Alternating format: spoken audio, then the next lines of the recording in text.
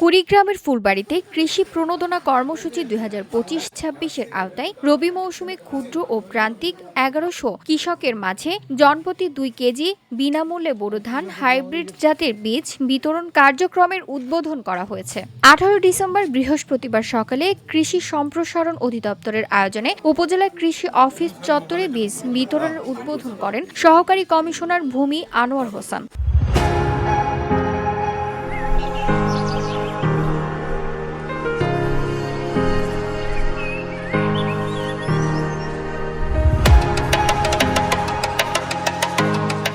বীজ বিতরণকালে উপস্থিত ছিলেন উপজেলা কৃষি সম্প্রসারণ কর্মকর্তা আব্দুল্লাহ আল মামুন, উপসহকারী কৃষি কর্মকর্তা আবু বক্কর সিদ্দিক, উপসহকারী উদ্ভিদ সংরক্ষণ অফিসার লাইজু বেগম সহ বিভিন্ন ব্লকের উপসহকারী কৃষি কর্মকর্তাবৃন্দ। সংশ্লিষ্ট কর্মকর্তারা জানান, মৌসুমের ধানের ফলন বৃদ্ধি ও কৃষকদের উৎপাদন খরচ কমানোর লক্ষ্যে সরকার এই সহযোগিতা প্রদান করছে। এই প্রণোদনা কৃষকদের চাষাবাদে আরো আগ্রহী করে তুলবে বলে তারা আশাবাদ ব্যক্ত করেন।